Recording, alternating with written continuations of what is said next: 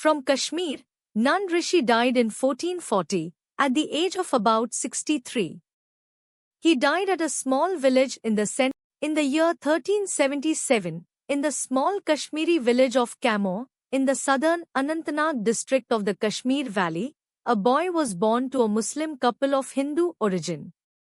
The mother, Sadramej, had been a Hindu Kshatriya from a respected family until, a generation earlier, the family had converted to Islam during the brief but disruptive period of Sultan Sikandar Butshikan's rule. The father, Salar Sons, was a small farmer. Sadramej was, the chronicles say, a deeply spiritual woman. She had refused, even after the conversion, to give up her Hindu meditation practices.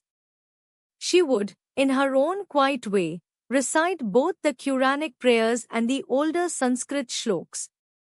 She named her son Nand, a thoroughly Kashmiri Hindu name, derived from Nanda, the foster father of Krishna.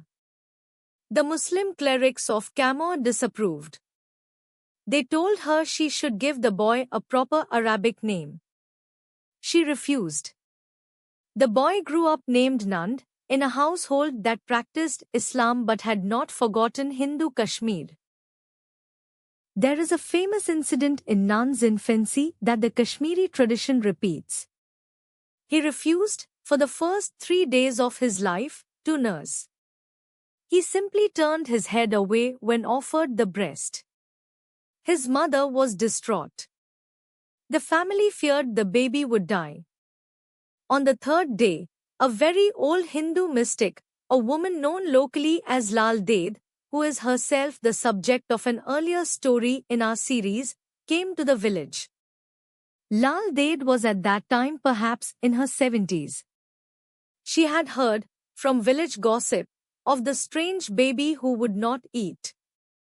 She came to Sadramej's house. She entered the room where the baby lay. She picked the baby up. She held him to her own chest.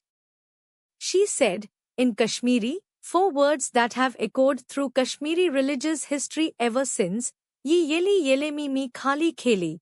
When you came into this world, why are you ashamed to eat? The baby, the legend says, immediately latched on. He fed. He lived. The Kashmiri Sufi tradition treats this moment, the meeting between the old Hindu mystic Lal Ded and the infant Muslim mystic Nand Rishi, as the symbolic moment when Kashmir's 2 great mystical traditions blessed one another. Lal Ded would die a few years later. Nand, when he was old enough to understand, was told the story by his mother. He never forgot it. When Nand was around 30 years old, he renounced household life. He had been married briefly. He had 2 children. He left them behind. He walked up into the mountains east of Kamor, into the high, forested ranges of the Pir Panjal. He found a small cave above the snow line. He sat down in the cave. He stayed there, the Kashmiri tradition says, for 12 years. He ate almost nothing, only a few wild herbs and a little water from a mountain spring. He did not, in those 12 years, speak to a single human being. He did not, in those 12 years, descend from the mountain. He simply sat. He composed, however, during those 12 years, the largest part of his Kashmiri language poetry. He composed in a form he himself invented, short, blunt, devotional verses in Kashmiri called shruks. The shruk is the Kashmiri equivalent of the Punjabi kissa or the Hindi doha, a few lines, with a strong rhyme, designed to be memorized and quoted. Nand composed, by the end of his life, several thousand shruks. Many have been lost. About 1,500 survive. Nand eventually came down from the mountain. He had, while in the cave, attracted attention. Other young Kashmiri Muslims, and a few Hindus too, had begun, despite Nun's silence, to climb the mountain just to sit at the entrance of his cave. By the time Nun emerged, in his early 40s, he had a small community of followers waiting for him. He led them down to the valley. He set up a small dwelling. He began to teach. His teaching was unusual. He did not call himself a sheikh, the standard term for a Sufi master in the Persian Arabic Islamic tradition. He called himself, instead, a rishi, the ancient Hindu Kashmiri term for a forest sage, a hermit saint who lived in the mountains and meditated alone. He told his Muslim followers, "We are not just Sufis here. We are Kashmiri rishis." We continue, in Islamic form, what the Hindu rishis of Kashmir began 2000 years ago.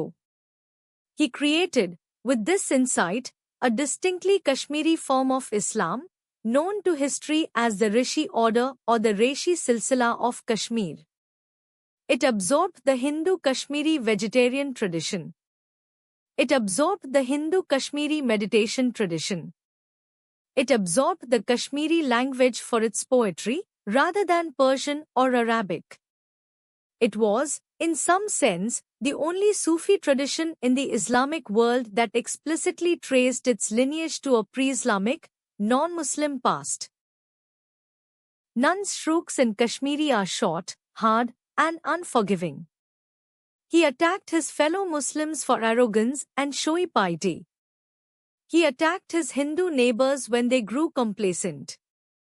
He attacked the rich for hoarding food while the poor went hungry in the Kashmiri winter. He attacked the conservatism of the village mullahs. He attacked, equally, the conservatism of the village pandits. He celebrated, instead, simple food, simple clothing, simple work, and direct love of God. One of his most famous shruks, and pose Teli Yeli Wan pose, only when the forests survive will the food survive. The verse, composed in the late 14th century, in a small Kashmiri village, is now used as the motto of Kashmir's environmental movement. Another famous shruk, Allah kya zin karyo, Allah waste yim lai karyo, what use is calling the cleric to pray for you, when you have not prayed for yourself? Kashmiri grandmothers, today, still quote that line to grandchildren who avoid responsibility. His verses are the most quoted lines in Kashmiri Muslim households. They are also widely quoted in Kashmiri Hindu Pandit households, where Nun Rishi is regarded, by both communities, as a Kashmiri saint regardless of religious classification. Nun Rishi died in 1440, at the age of about 63. He died at a small village in the central Kashmir valley called Karai Sharif, about 30 kilometers southwest of Srinagar. He was buried there. A wooden shrine was built over his grave by his Muslim followers. Hindu villagers from the surrounding area came to the shrine to pay respects to. They referred to it as a Hindu Rishi's Samadhi, not a Muslim's grave, and they offered flowers there in the Hindu manner. The shrine, known as the Ziyarat Sharif of Charari Sharif, became, over the next 5 centuries, one of the most important religious sites in all of Kashmir. It drew Hindu and Muslim pilgrims in equal numbers. It was a place where, for 500 years, the two great communities of Kashmir met without conflict.